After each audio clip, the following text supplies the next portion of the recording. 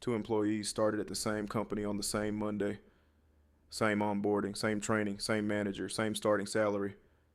One of them was the harder worker. Everybody knew it. He stayed late. He never missed a deadline. He answered emails at 10 at night. He never complained, never caused problems, never gave anyone a reason to say anything negative about him. 3 years later, the other employee had been promoted twice. Better title, better salary, a seat in the quarterly leadership meetings. The harder worker was still at his original desk, still staying late, still answering emails at 10 at night.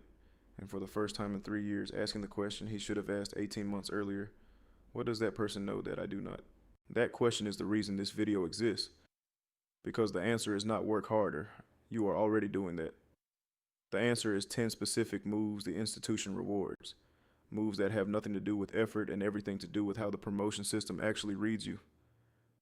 The promoted employee and the stuck employee often have identical talent. The difference is not what they produced, it is what the institution saw, remembered, and credited. Here is the structural truth behind every promotion decision you have ever been passed over for. The people who decide your promotion, your manager, their manager, the calibration committee, do not observe you working. They observe you communicating, positioning, documenting, and navigating. The institution does not promote the hardest worker, it promotes the most legible one, the person whose value is visible, documented, and endorsed by people beyond one manager's opinion. 10 moves, counting down from 10. These are the moves the promoted employee makes that the stuck employee does not. Move number 10, they made their work visible. Here is a belief that quietly destroys careers: my work speaks for itself. Your work does not speak. It sits on a server, in a folder, in a deliverable that your manager may or may not have read closely. Your manager is managing 8 people, fielding requests from their own leadership, sitting in meetings you never see, and trying to hit targets that have nothing to do with monitoring your daily output. They are not tracking your contributions in real time. Nobody is. The promoted employee learned to send brief strategic updates, not daily, not desperately, just precisely timed moments where their name landed on their manager's awareness attached to a win. That note accumulates, and accumulated notes become promotion decisions. The takeaway: visibility is not arrogance. Invisibility is not humility. It is a career choice. And right now you are making it without realizing it. Move number 9, they built relationships in every direction. Most employees manage exactly one professional relationship, their direct supervisor.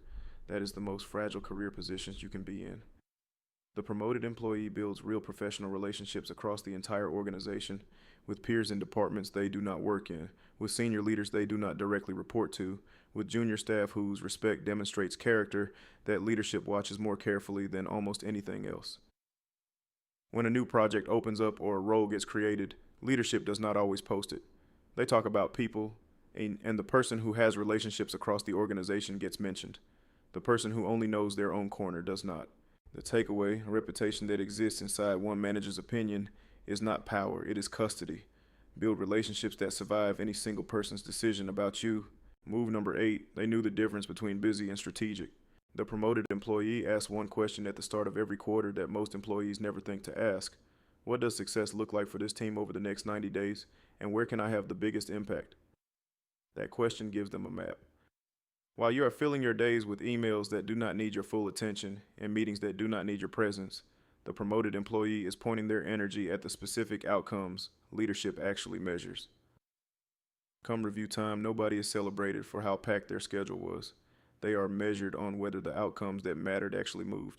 The takeaway: the institution does not celebrate how packed your schedule was. It measures whether the outcomes leadership cared about moved. Know what those outcomes are. Work backwards. Everything else is noise. The promoted employee and the stuck employee often have identical talent. The difference is 10 habits compounded over 3 years. Move number 7. They asked for feedback before it became a verdict. Here's something that happens in offices every year. An employee sits down for their annual review expecting it to go well. They have been working hard, no major incidents, things seem fine.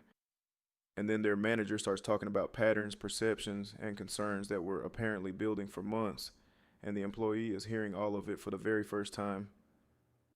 The promoted employee refuses to operate inside that system. They check in proactively, mid-year, after big projects, in informal one-on-ones, asking a single question that changes the entire dynamic. I want to make sure I'm showing up the way this team needs me to. Is there anything I should be adjusting? That question surfaces small issues before they become documented patterns, and it tells the institution that you are someone who develops rather than waits to be corrected. The takeaway, the annual review should feel like a summary of a conversation you have been having all year, not a verdict you are hearing for the first time. Smart employees refuse to be evaluated by a system designed to surprise them. Move number 6. They spoke in outcomes, not effort. There is a version of every sentence you say at work that sounds like a task and a version that sounds like a business outcome. I handled the customer complaints this month. That sounds like a job duty. I resolved 14 escalations this month, which reduced our customer churn in this segment by roughly 18%. That sounds like a business driver. Same work, completely different institutional perception. When you frame your contributions in the language leadership actually thinks in, revenue, cost, efficiency, growth, risk, you stop sounding like someone doing a job and start sounding like someone who understands the business. People who understand the business get pulled into rooms that most employees never enter. The takeaway, the person who frames their work as a business outcome gets into rooms the person who frames their work as a task never enters. Learn the language. The work is the same. The perception is completely different. Move number 5. They documented everything. The promoted employee follows up every significant verbal conversation with a short email, just confirming from our conversation today, I will be taking the lead on this project with a deadline of the 15th. That is not paranoia. It is professionalism with a strategic purpose. They keep a private running document of weekly wins, completed projects, and positive feedback received. Not for drama, for ammunition when it's time to negotiate a raise, make a case for a promotion, or defend their record. The employees who are most protected in uncertain times are not necessarily the most talented. They are the most documented. Memory does not hold up in a restructuring. Documentation does. The takeaway. Your contributions are only as real as the evidence that supports them. Document quietly and consistently. When the moment arrives where you need to prove your value, evidence wins and memory loses. Your manager does not observe you working. They observe you communicating. That is where the evaluation happens. Move number 4, they guarded their reputation like an asset. Your reputation inside an organization is the architecture of every opportunity that will ever come your way, every referral, every internal tap for a role before it goes public, every introduction. And it is shockingly fragile. One public moment of unprofessionalism, one comment that gets repeated, one meeting where you lost your composure, that can follow you for years inside an organization, quietly, invisibly, permanently attached to your name in conversations you are never part of. The promoted employee is deliberate. They do not vent to coworkers about leadership. They do not get pulled into gossip. They do not fire off emails when frustrated. They do not say anything in a hallway they would not want repeated in a boardroom. The person who shows up the same way every single day, whether the vice president is watching or not, is the person whose reputation becomes a career asset that money cannot buy. The takeaway, consistency builds the strongest professional reputations, not individual performances. Guard it accordingly. One unguarded moment in front of the wrong person can undo 3 years of carefully built credibility. Move number 3, they operated at the next level before anyone offered it. You have seen this in action even if you did not have the language for it.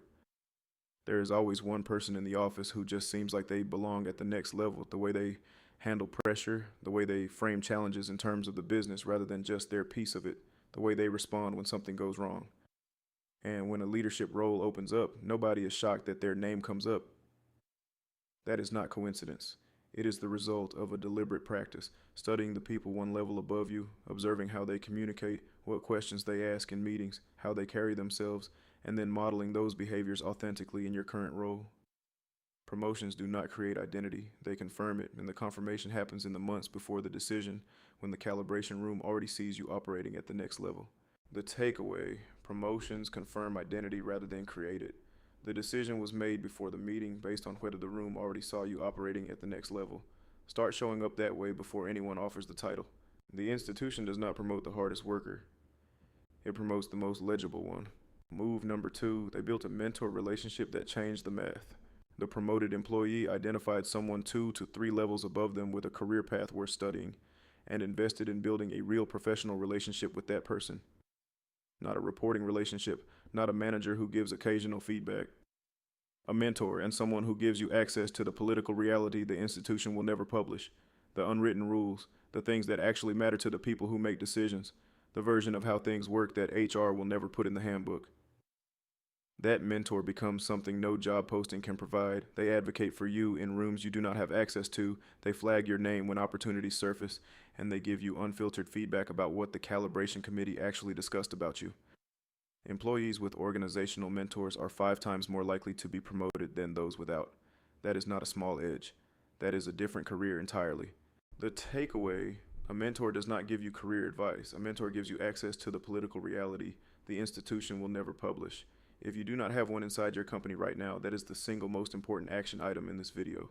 But none of these moves compare to move number 1, and this is the one that separates professionals who build real leverage from employees who spend entire decades hoping someone notices them.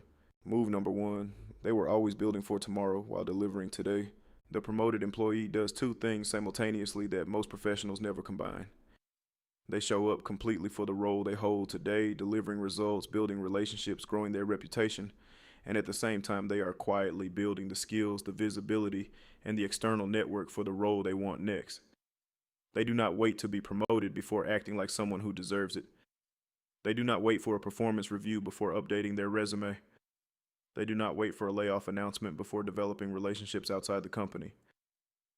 They treat their career like a business, and their skills are the product, their reputation is the brand, their network is the distribution channel, and they invest in all 3 continuously, even when things feel stable and comfortable. Because here's what stable and comfortable actually looks like from the outside: it looks like someone who is not preparing. And when the moment arrives, when the role opens up, when the company restructures, when the right conversation happens, the prepared employee steps into it. The comfortable employee is caught off guard. The only difference between them is what they did during the months when nothing seemed to be happening. Here's the honest closing. The employee who gets promoted and the employee who stays stuck often have identical talent, identical effort, and identical dedication. The difference is not what they produced, it is how the institution read them. One was legible, the other was invisible. One communicated their value, the other waited for the system to notice it. One built relationships in every direction, the other depended on a single manager's opinion. One documented everything, the other trusted memory. One operated at the next level before anyone offered it, the other waited for permission to grow. The difference between the career you have and the career you should have is not talent. It is 10 habits compounded over time until the gap became impossible to ignore. Make your work visible. Build relationships beyond your manager. Be strategic, not busy. Seek feedback before it becomes a verdict. Speak in outcomes, not effort. Document everything. Guard your reputation. Operate at the next level. Find a mentor. And build for tomorrow while delivering today. They were never more talented than you. They were more legible. And legibility is a skill, not a personality trait. It can be learned, practiced, and compounded. Starting today. They were never more talented. They were more legible. Now you know the difference.